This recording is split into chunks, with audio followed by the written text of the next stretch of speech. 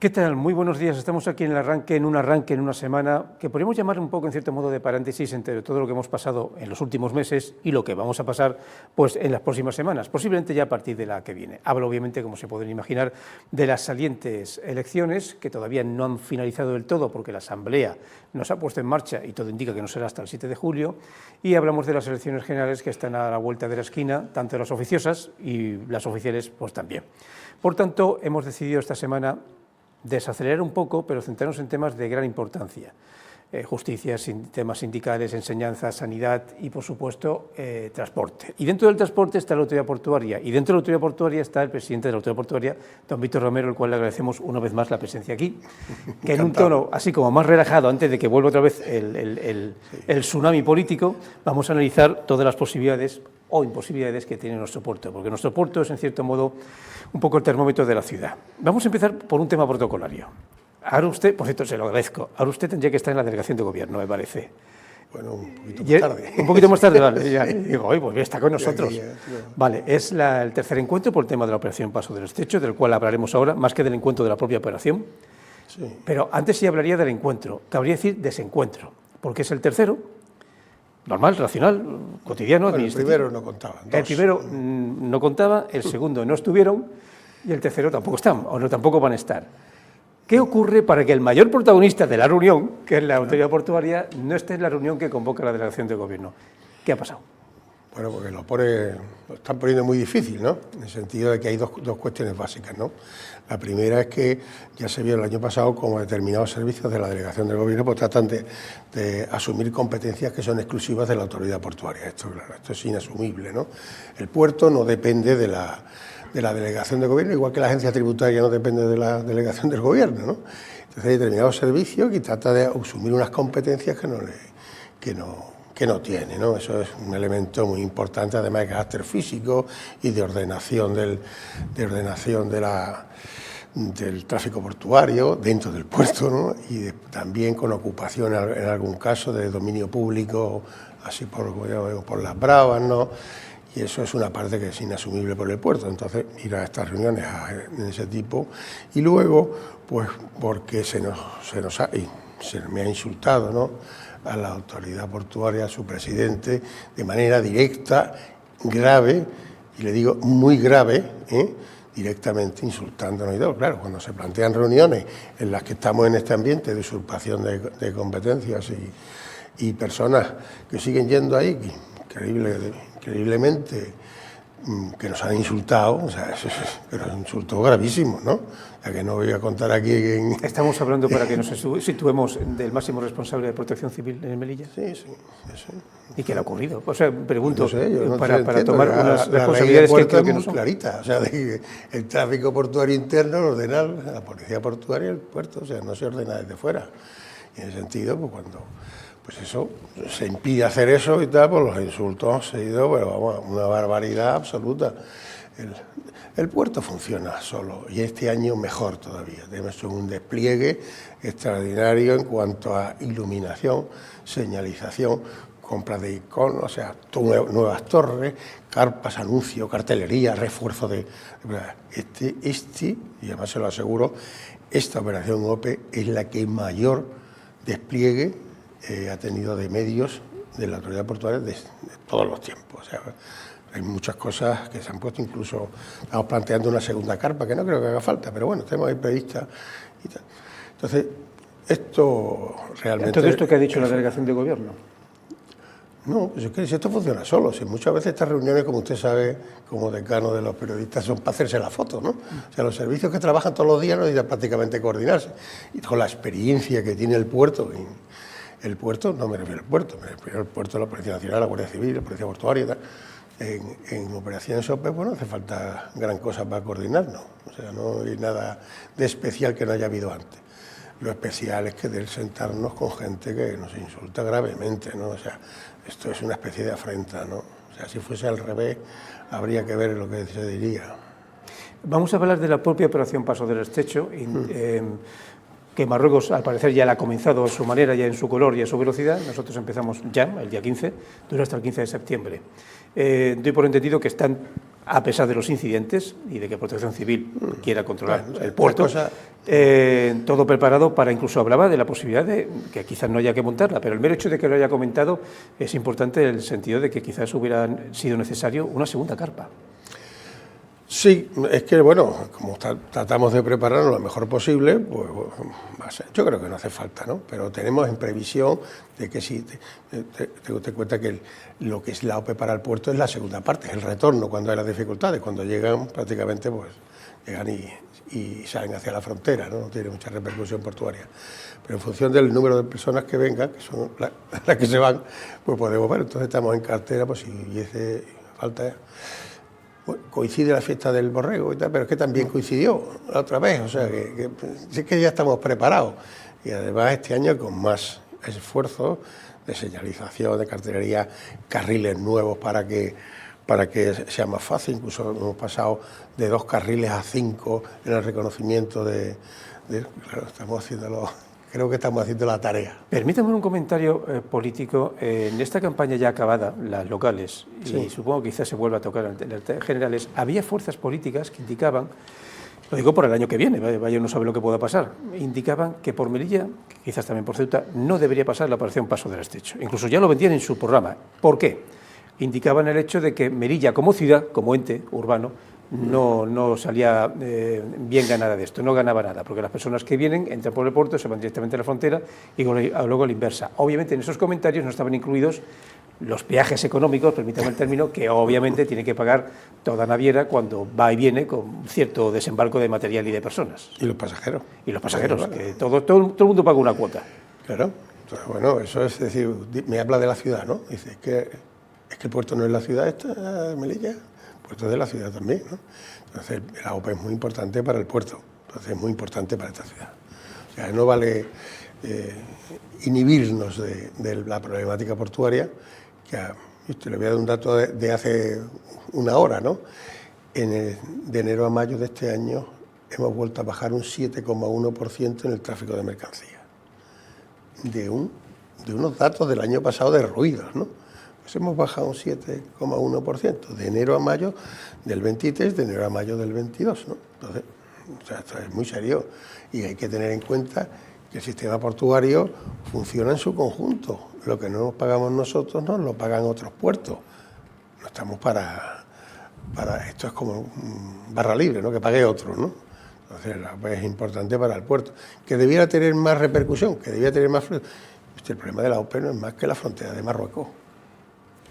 Todo lo demás, que vengan pasajeros, que se paren, esto y gasolina, estén el tiempo que quieran. Antiguamente, ¿se acuerdan? Cambiaban dinero. Sí. Los cambios aquellos tremendos. En pleno centro de la ciudad, sin problema alguno. Exactamente. Entonces, pues, pero ese es el problema de la frontera, la regularización del paso fronterizo, que es lo que tiene que haber. Pues cada vez más potente. Por ejemplo, yo estuve analizando, y una de las compañías que llegan aquí, que tiene bastantes más barcos y mejores barcos puestos al puerto de Nador que el de Melilla. O sea, esto... Vamos a hablar de cambios políticos. Hay que dar a entender a los televidentes la importancia de una autoridad portuaria que básicamente depende de la Administración Central y es, yo diría que independiente del ayuntamiento de turno en cualquier puerto, sea puertos enormes, puerto. Bilbao, Barcelona, sea puertos más pequeños, pero cuidado, muy singulares como el de Melilla o el de Ceuta. Sí. Entonces, bueno, va a cambiar la Asamblea Nacional, pero hombre, la Asamblea Local va a retrasarse al parecer un poco para el 7 de julio. Lo que pasa a nivel nacional lo dirán los españoles de aquí a unas semanas, a unos meses. Vamos a ver lo que pasa, luego las posibles negociaciones, porque se prevé que no habrá una mayoría absoluta como tal, vamos a ver. Pero la autoridad portuaria de Melilla, sí, digo bien esta vez, mantiene todavía sus tesis y sus necesidades estratégicas que no parece que nadie arregle. Por ejemplo, el famoso tema de la compensación por las mercancías o por los transportes. Que no deje usted de pedirlo programa por tras programa, que nos ha indicado y asegurado que sería una ayuda impresionante de llevarse bien, de realizarse y llevarse bien, y no acaba de aplicarlo ninguna administración.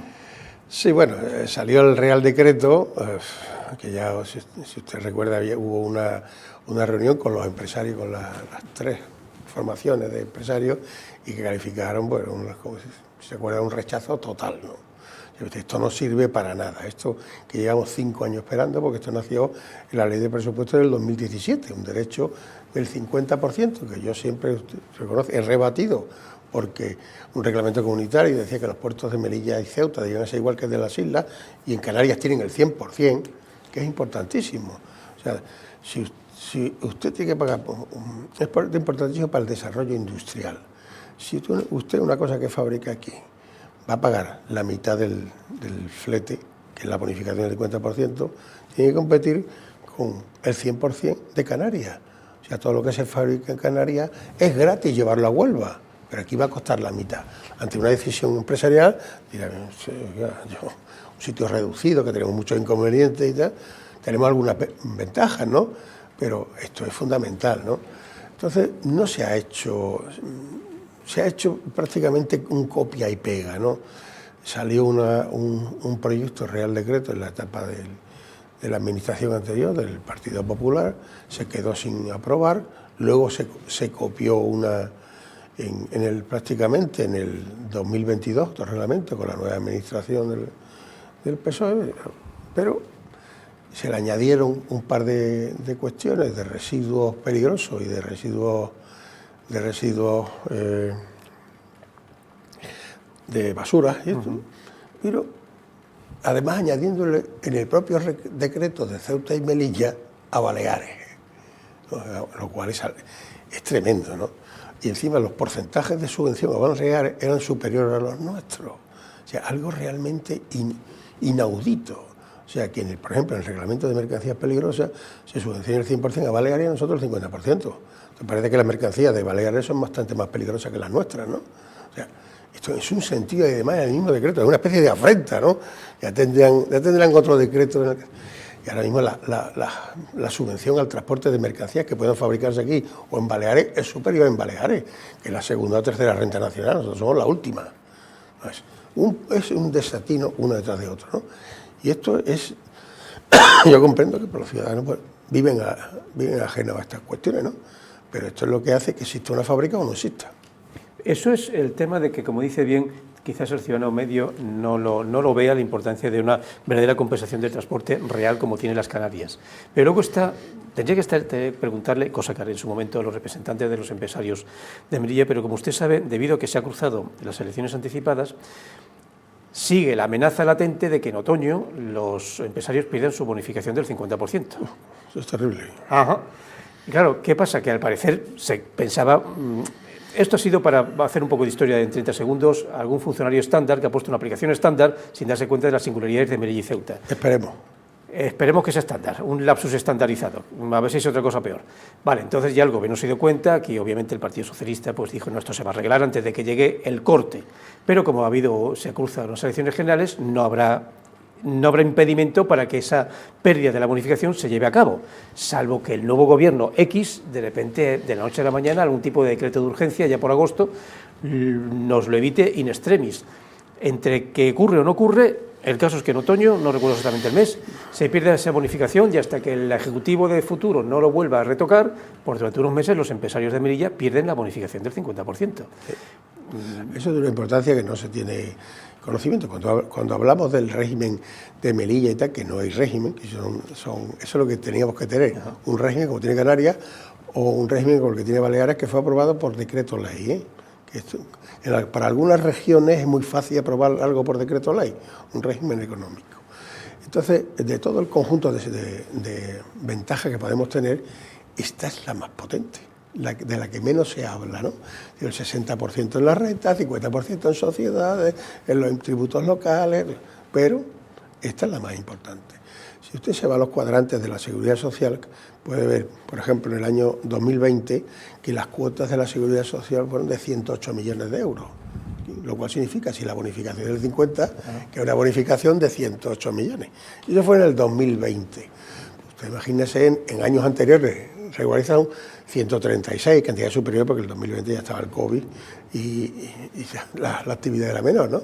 Estamos hablando de muchísimo dinero, que va a ir sobre las empresas y sobre los trabajadores, porque como esto no se solucione, vamos a empezar a ver desfilar a gente hacia el paro, porque las empresas no pueden aguantar eso.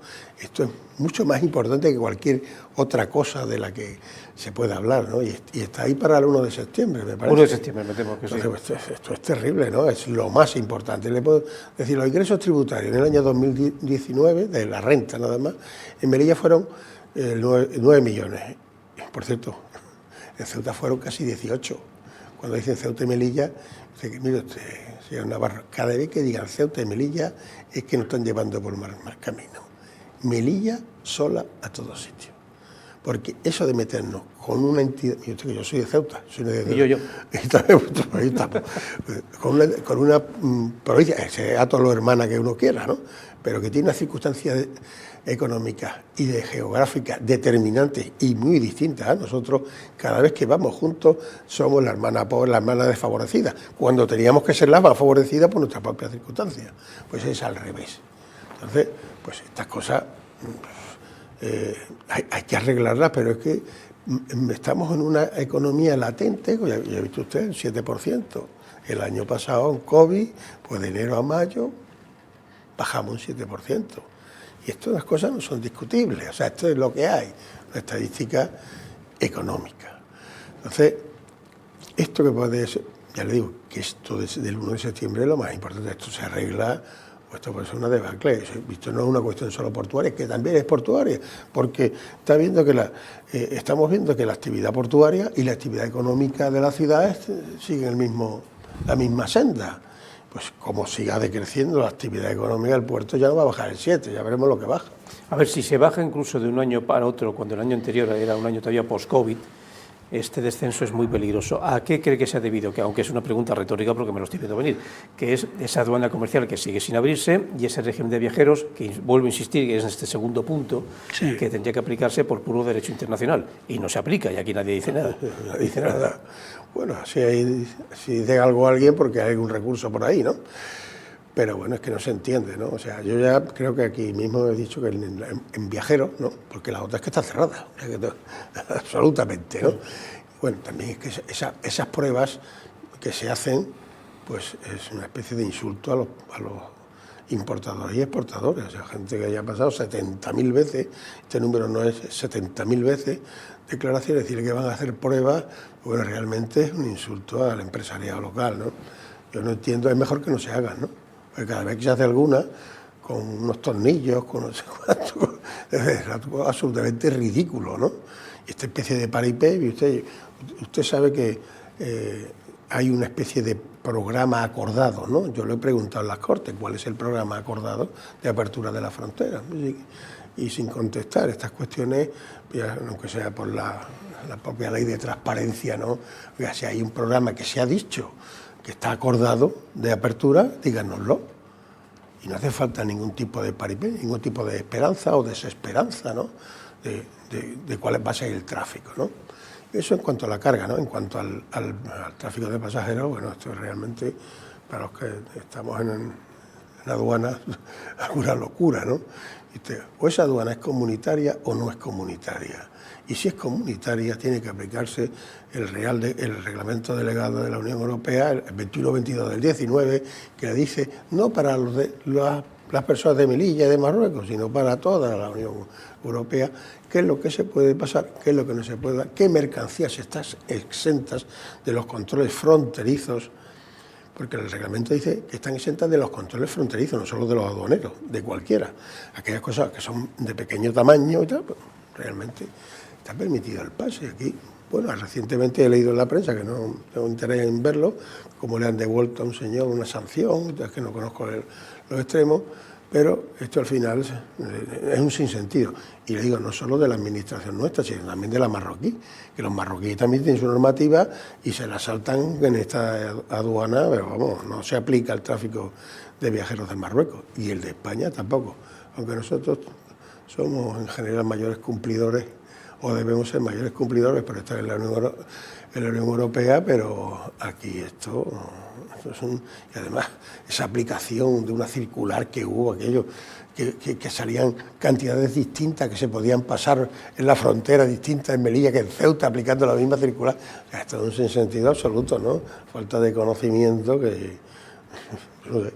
A ver si se lo soluciona de alguna vez. Con la nueva corporación local, cuando ya llegue, es posible que ocurra, y esto es una especulación mía, que vuelvan a intentar hablar con compañías marítimas para volver aquí poner en marcha, ya no solamente la visita de cruceros, que están llegando, por cierto, con bastante regularidad, y además muy bien realizado el trabajo vía turismo y autoridad portuaria, con el tema de los pasajeros, que se ha hecho una vuelta por la ciudad si así lo requieren, sino por el hecho de poner en marcha, pagado en cierta forma, un muelle de cruceros. Sí. Atención, porque el tema del muelle de cruceros, ustedes a su vez lo están estudiando con un documento, no como hemos dicho eso, de estudio, para poner en marcha también eso, un muelle de cruceros, con lo cual hay una cierta coincidencia en que de aquí a una legislatura, que eso no es mucho tiempo, tengamos, y permítame otra vez la repetición, un muelle de cruceros, sí, para que vengan con regularidad, aunque sea solamente de una firma, y que vengan, si no 7, 8, 9, 10, 12 al año, pues quizás el doble o el triple. No, yo creo que si al final se consigue este objetivo del muelle de crucero, pues no vendrán 10 o 11 al año, vendrán bastantes más. Bastante más. Primero porque estamos en otro segmento superior. O sea, ese pantalán, o ese muelle de crucero, pues tendría una estimada, una longitud de 400 metros, que es como pasar de escala, ¿no? A la escala estándar. Los que vienen aquí son un poco más pequeños del estándar y ya en eso pues podríamos acceder. Nosotros hemos dado el primer paso administrativo. Aparte del anunciarse y la voluntad y todas estas cuestiones, nosotros ya hemos adjudicado el proyecto. O sea, el primer paso a una empresa de nombre irrepetible, porque son estas UTVTP, no sé, uno acaba nunca de acordarse cómo se llama, pero se ha adjudicado para que haga el proyecto de cómo debe ser el pantalán, que a lo mejor no es justo como nosotros queremos, sino tiene alguna modificación y tal, que es el primer paso. Un paso que es inexorable de cara a atraer a algún inversor privado, ¿no? Aunque yo creo que en este caso el inversor tenía que ser el Estado, y se lo explico. La política portuaria es no hacer inversiones, digo portuaria del sistema portuario, no hacer inversiones si no hay una garantía real, ¿no? Esa garantía real la hace con la participación de un inversor privado, que no se mete si aquello no va a ser rentable. Entonces es difícil traer a gente aquí, ¿no? Entonces, para que pueda venir un inversor privado, lo primero hay que decirle el proyecto que quieres hacer, ¿no? Para que vea cómo va el asunto. Entonces, este es un paso, primero el del proyecto, para poder atraer a alguien. Pero es que en el caso de Melilla tenemos el plan integral. El plan integral destinaba 2 millones para gastos a la autoridad portuaria de Melilla para este año, que ya se han confirmado y vienen en el presupuesto de este año. Y 4 durante los próximos años, 4 y pico, que ya vienen presupuestados, porque el plan de empresa nosotros ya tenemos preaprobado, una tramitación larga, pero está preaprobado con puertos del Estado, y también una inversión adicional de 15 millones. 15 millones de inversión, esto era de gastos, ¿no? Para el 2023-2030, ¿no? Entonces, dadas las peculiaridades de esta ciudad, si no se consigue un inversor privado, debía ser la administración del Estado. Si no, ¿en qué nos vamos a gastar tanto dinero? Mucho dinero, que son 20. Usted suma las dos partidas que le he dicho y son 29 millones de euros. Bueno, que está sumando y me sale mucho dinero. Mucho dinero. Entonces, ¿en qué nos vamos a gastar? Sí, hay opciones. Pero todo esto es más complicado de lo que parece, porque viene financiación FEDER, la financiación FEDER no le gusta a los cruceros. Hay que hacer un juego de cuentas para, si no viene el inversor privado, que es que no depende de nosotros, depende sobre todo del inversor privado, que le guste o no le guste y tal, pues tener la opción. Entonces, ¿para qué queremos un plan integral? ¿Se acuerda que eran 365 millones, de los cuales en relativamente poco espacio de tiempo? Eran 200 y pico y tal. Bueno, realmente las administraciones, para este año había 102. Nosotros reclamamos nuestra parte, que parece estar asegurada, ahora y las siguientes. Pero, a ver, nos quedan pocos minutos, sí me gustaría hablar de intimidades del puerto, aplicando un poco al desarrollo que usted ha contado. Y se me ocurren 3. Una, puerto deportivo, que no va mal. fue un buen invento que se ha quedado incluso pequeño. Dos, Sí, el famoso la lámina de agua está hiperocupada. Hiperocupada, lo digo como antiguo vecino. Sí. Dos, Vecino. Dos, el cargadero y sus posibles usos. Y tres, la antigua estación marítima. Empiezo por lo último. Antigua estación marítima, ¿se mantiene o se va a cambiar? Lo digo porque Balearia se interesó por ella en su momento. No, antiguo parking. Perdón, parking. Estación marítima donde ha ido la comandancia naval ahora, una sesión de instalaciones que está muy orgulloso de ello. Pido disculpas, antiguo parking. Sí, bueno, eso ya he explicado muchas veces que la tramitación de las concesiones portuarias es muy larga, y si es una tramitación grande, pues esto está en ello, está presentada la solicitud, proyecto, fianza, y ya está en el estudio. Entonces sigue adelante dentro del sigue adelante dentro del programa. El hotel del cargadero. El hotel del cargadero, como usted se acuerda, hubo una partida de 3 millones de euros hace un par de presupuestos, ¿no? Creo que hace 2, para hacer el cargadero, ¿no? Bueno, venía una partida general, pero ya se veía el anterior consejero Mohamed, Moja, pues inició esas actividades y luego pues se pararon, ¿no? Entonces pues, no pasa nada, como decir, y había dinero, el dinero, pues yo no sé dónde habrá ido a parar, pero nosotros hemos intentado una nueva línea difícil, que es que se financia con cargo al 2% que le llamamos nosotros cultural, ¿no? La ley de patrimonio histórico tiene un 2%, que determinados organismos, ministerios y tal, tienen que aportar el 2% de sus obras de más de 500.000 euros en un fondo, y al que nosotros presentamos proyectos, se puede presentar proyectos para que financien eso. En un hotel ahí no es rentable por su propia configuración, por lo tanto, para poder sacarlo, la administración tiene que adecuarlo. La autoridad portuaria no está en eso. Ya hizo bastante consiguiendo que ese edificio sea destinado para hotel, que yo creo que es el único que existe en España. O sea, los hoteles no se pueden poner en los puertos, por ley, menos que haya una autorización del Consejo de Ministros, que esta la tiene. Pero bueno, eso nos da la viabilidad del hotel, ¿no? Entonces hace falta hacer una inversión para poder una empresa, gestora, ¿no? Una cadena de esas grandes, pues haga cargo, ¿no? Nosotros, como tampoco tenemos los recursos ahora mismo, y cuando nos vienen, pues intentamos ajustarlos, ¿no? Pues pedimos que el 2% que se gasta en otros sitios, pues se gaste aquí, en hacer un hotel. Tiene sus dificultades, pero nosotros estamos en ello. Y por último, está solicitado. Por último, el puerto deportivo, consolidado más que nunca, quizás ha perdido un poco la frescura por la falta de las semanas náuticas, que yo no veía mal que se mantuvieran o que fuera un coste menor que las primeras que hubo. Sí. Pero la pregunta es un poco trampa. Entiendo que lo que no se puede hacer, que sería no solamente costoso, sino desde el punto de vista de la ingeniería muy complicado, es ampliarlo. Pues yo no creo. Yo es que creo que no lo veo. Sí, se puede ampliar. Sí. Yo creo que sí. No sin los problemas. El puerto tiene espacio a la playa de al lado. No, es que la playa de al lado no es la playa de al lado. La playa de al lado es de titularidad portuaria. No, por eso. Ustedes deciden. Espacio de reserva para el puerto, ¿no? Sí. Yo esa playa pues la veo como ampliable. Un ampliable, claro, mediante un dique paralelo a la salida del río. Ya, pero vamos, esto será para... Sí. Antes que hacer Bueno, esto ya depende de la financiación. Sí.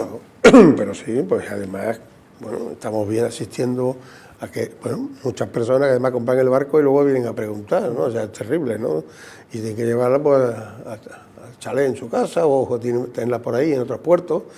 Y esto al final, pues dada la vocación inexorable que tiene esta ciudad de convertirse en ciudad marinera, porque está visto que hacia el monte no hay mucha salida, pues tendremos que ir hacia el mar, ¿no? Y entonces también me va usted a preguntar que dónde salen los barcos, ¿no? Problema que hay que resolver. Víctor Gamero, presidente de la Autoridad Portuaria, ha sido un popurrí informativo muy agradable, como siempre, y muy interesante. Le anuncio que esto volverá. Posiblemente, y además lo preanuncio no solamente con mis invitados, sino con ustedes, habrá un paréntesis inevitable a partir quizá de la semana que viene, donde otra vez pues la clase política abarcará este programa y todos los programas que ha habido, menos el infantil, creo que todos. Y vaya uno a saber si también el infantil. Dele tiempo, que una campaña es una campaña. Y luego habrá que formar un gobierno, formar una oposición, entrevistarlos a todos.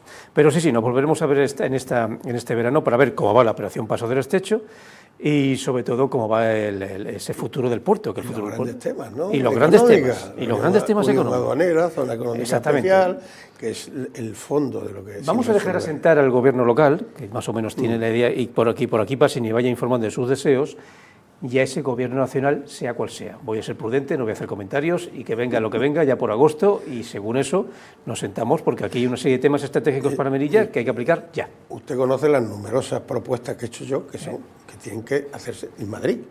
Por mucho que queramos hacer aquí, si no hay modificaciones legislativas en Madrid, no vamos a ningún lado. No vamos a ningún lado. Y en ese sentido, pues, desde la propuesta de zonas económicas especiales, registro de buques, la declaración de extrapeninsulidad de Melilla, o sea, una serie de propuestas y tal que se hace que al final no se materializan. El ayuntamiento, por potente que sea la ciudad autónoma, no puede modificar el régimen económico de esta ciudad. No puede, no está en su zona de implicación, ¿no? Y si no se solventa eso, todo lo demás que hacemos puede estar jugueteando con cosas. Esto que hablamos de la compensación del transporte marítimo, usted, arriba, Marina Mercante, Real Decreto. O sea que aquí, por muchos esfuerzos que se hagan los gobiernos, por buena intención que tengan, o malos algunos, no pueden solventar estas cosas. Estas cosas se solventan en Madrid, como decimos. Pues en Madrid nos iremos en su momento. Nosotros nos despedimos de Víctor Gamero, que se va a su oficina, que no a la delegación del gobierno, que lo hemos explicado al principio, porque no va a la delegación. Si lo ponen fácil, sí. Pero no lo están poniendo fácil, no. Pero bueno, ya hablaremos también de eso, si es que no paran de pasar cosas. Y les dejamos en unos minutos nuestras compañeras de Levante. Nosotros mañana hablaremos, en cierto modo, literatura y de justicia. Ya mañana se lo explico.